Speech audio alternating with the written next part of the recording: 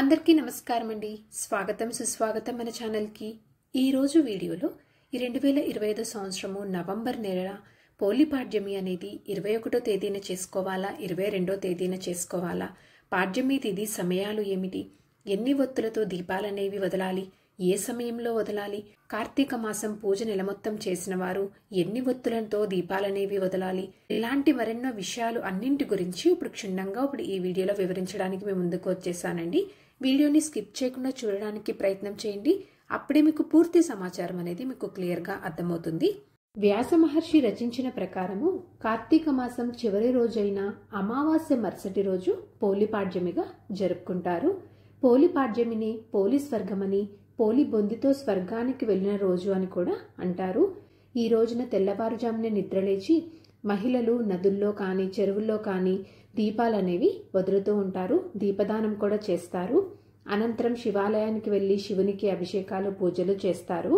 ఇంత విశిష్టత కలిగి ఉన్నటువంటి ఈ పోలిపాడ్యమి అనేది ఈ 2025 సంవత్సరంలో ఎప్పుడు వచ్చింది అంటే, స్వస్తి శ్రీ చాంద్రమాన శ్రీ విశ్వావసు నామ సంవత్సరము, దక్షిణాయనం, హేమంత ఋతువు, శుక్లపక్షము, పాడ్యమి తిథి ప్రారంభం మరియు ముగింపు సమయం చూసుకున్నట్లయితే నవంబర్ 20, 2025 గురువారము మధ్యాహ్నం 12:17 ప్రారంభమయ్యి నవంబర్ 21, 2025 శుక్రవారము మధ్యాహ్నం 2:47 వరకు పాడ్యమి తిథి అనేది ఉంటుంది. పోలిపాడ్యమిని ఈ సంవత్సరం చేసుకోవాల్సినటువంటి తేదీ నవంబర్ 21 శుక్రవారం రోజున. ఈ రోజున నక్షత్రము అనురాధ మధ్యాహ్నం 1:55 వరకు ఉంటుంది. పోలిపాడ్యమి దీపాలని వదలవలసిన శుభ సమయం చూసుకున్నట్లయితే 21 నవంబర్ 2025 శుక్రవారము ఉదయము 5:55 లోపల, అంటే సూర్యోదయానికి ముందే దీపాలనేవి వదిలిపెట్టాలండి. అంటే నక్షత్రాలు ఉన్న సమయంలోనే దీపాలని వదిలిపెట్టాలి. 365 ఒత్తులని ఎవరైనా ఏదైనా కారణాల చేత ఇప్పటి వరకు వెలిగించడం కుదరని వారు ఈ పోలిపాడ్యమి రోజున వెలిగించుకోవచ్చు. కాకపోతే సూర్యోదయానికి ముందే నక్షత్రాలు ఉన్న సమయంలో, ఇక్కడ నేను తెలియజేసినటువంటి ఈ సమయంలో మాత్రమే మీరు 365 ఒత్తులనేవి వెలిగించుకోవచ్చు. పోలి దీపాలు వదలడానికి ఎన్ని ఒత్తులని వదలాలి అనే విషయం గురించి ఇప్పుడు తెలుసుకుందాము.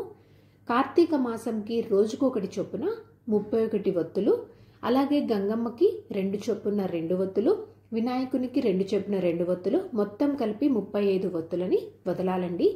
అయితే కొందరు వచ్చేసి కార్తీక మాసంకి 1 చొప్పున 30 ఒత్తులనేవి తీసుకొని వదులుతూ ఉంటారు. అలా చేయకూడదండి. మనకి నెల అంటే 31 చొప్పున కాబట్టి 31 ఒత్తులనేవి తీసుకోవాలి. అలాగే కొందరు వచ్చేసి కేవలం 33 ఒత్తులనేవి వదులుతూ ఉంటారు. అంటే నెలకి కార్తీక మాసంకి చొప్పున నెల మొత్తానికి చొప్పున 31 ఒత్తులు, అలాగే గంగమ్మ తల్లికి చొప్పున 2 ఒత్తులు తీసుకొని 33 ఒత్తులనేవి వదులుతూ ఉంటారు. అయితే కొందరికి సందేహం అనేది వస్తూ ఉంటుందండి. ఏంటి అంటే, మేము కార్తీక మాసము నెల రోజుల పాటు మేము దీపారాధన అనేది చేసుకున్నాము, అంటే కార్తీక మాసం నెల రోజులు పూజ అనేది చేసుకున్నాము, మరి మేము పోలిపాడ్యమి రోజున ఎన్ని ఒత్తులు వదలాలి అనేటువంటి సందేహం వస్తూ ఉంటుంది. ఇలా కార్తీక మాసం నెల రోజులు పూజ చేసుకున్న వారైతే 3 ఒత్తులు కానీ 5 ఒత్తులను కానీ వదలవచ్చండి. కార్తీక మాసం నెల రోజులు పూజ చేయలేని వారు 33 ఒత్తులు కానీ 35 ఒత్తులు కానీ వదలవచ్చు.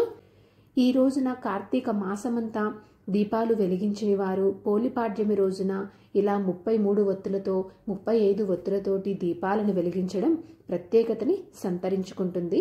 అరటి దొప్పల్లో దీపాలనేవి వెలిగించి ప్రవహించే నదీ జలాలలో వదులుతారు.